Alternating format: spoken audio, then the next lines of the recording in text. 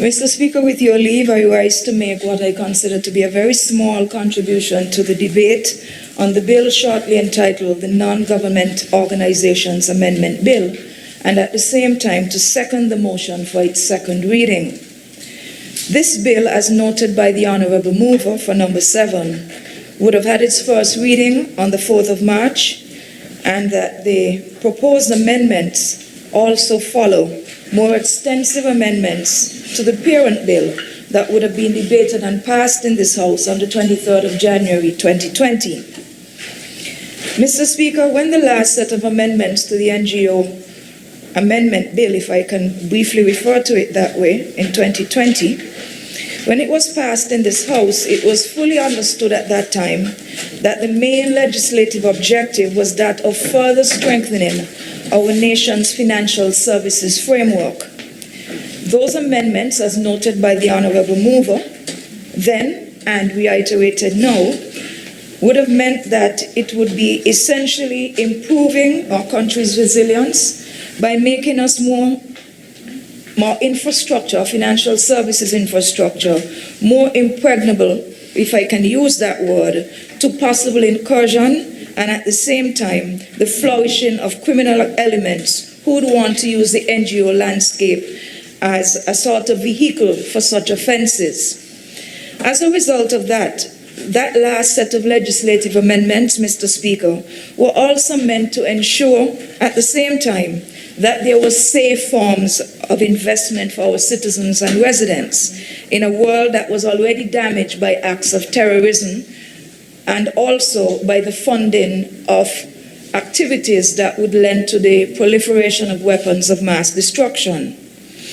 By passing the amendments into law at that time, the Federation was in effect saying to the rest of the world that we were committed to ensuring that our jurisdiction is a well-managed state, that we were compliant with what was required by the international community, and at the same time that the framework for NGO operations in our country were falling in line with best practices, particularly those that were being advanced by the World Bank. Mr. Speaker, the bill currently before us calls for further clarity in terms of the definition of non-governmental organizations.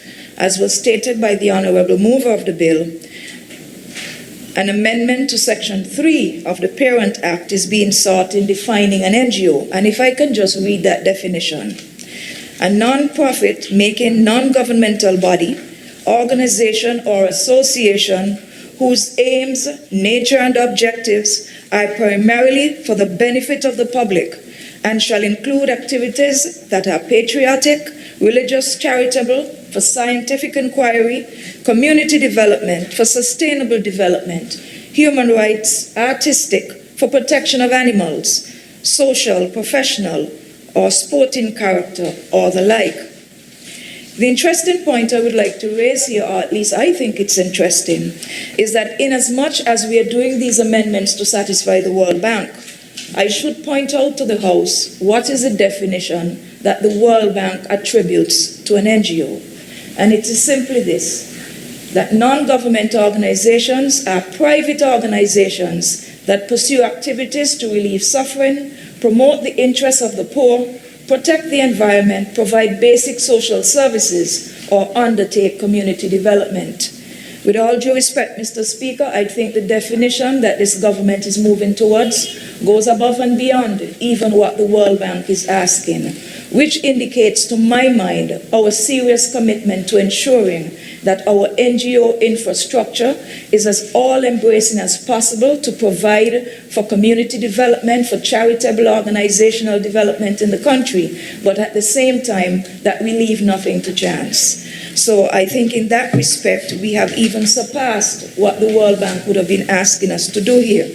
By extension, if I could also direct you, even though it is not completely germane to this particular sitting, I would also direct the House's attention to the Charter for Civil Society of CARICOM that would have been passed in 1997 by the heads of government, which basically sets out what I would call the Caribbean Citizens Bill of Rights. For that reason, it is something that I would have referred to in 2020 as well, when I would have made my contribution on the more recent set of amendments that precede this setting. So it will serve for some further clarity for the senator opposite to have a better idea of what is envisioned by CARICOM within the whole ambit of the definition of an NGO for our purposes here in St. Kitts and Nevis. But if I may continue, Mr. Speaker, with your leave. Apart from the point that was made in terms of the amendment seeking to expand on the definition of what an NGO is, the honorable mover of the bill would have also stated that there were two other small but nevertheless significant amendments that are being sought here today. One is to make the unequivocal distinction that any company that is a non-profit is what an NGO should be considered to be. Having said that, however, I want us to be clear that even though an organization is deemed to be an NGO, meaning that it is not for profit, it should be clear that that particular entity still has the right, as part of its mandate, to have funds being channeled through it. What is being meant here is that the funds that should be channeled should be clean funds, funds that you can trace. For example, if you look at studies of NGOs in Europe, in the Caribbean, in Africa, etc., you will find that their budgets might be as small as a couple $100 US, right up to the billions of dollars. And it just depends on the overall goal of the NGO in question. In some cases, the bigger the budget, the more likely that those NGOs are filling functions where the state may have fallen short. Or it could be simply a case where, because of the objectives and the rules of donor agencies, as much as the work of the NGO is required in certain jurisdictions, especially those where poverty might be rampant, there is a feeling that because some governments would have proven not to be able to manage money well, NGOs can set parameters that indicate we will only give money to an NGO whose work we can track so that at least we know where the money goes. So I just wanted to make that clear distinction that not-for-profit doesn't mean you don't handle money. Some of them handle more money than some governments, okay? The last bit of amendment which the honorable mover would have spoken to was the fact that for purposes of the Act, the Attorney General is to be deemed to be the appropriate and competent authority to whom NGO-related criminal matters should be directed. And that, even though we assume it to be the case, is nevertheless worthy of clarity, so that is clearly understood. Having said that brief intervention, Mr. Speaker, I just wanted to reiterate the fact that, as the honorable mover had indicated, these simple amendments are small, but they are significant, but at the same time that they're non-controversial, and that they're really meant to bring greater clarity and direction in terms of the intentions and the operationalization of the Parent Act insofar as NGO operations in our country are concerned. As such, Mr. Speaker, I wish this bill safe passage to the House.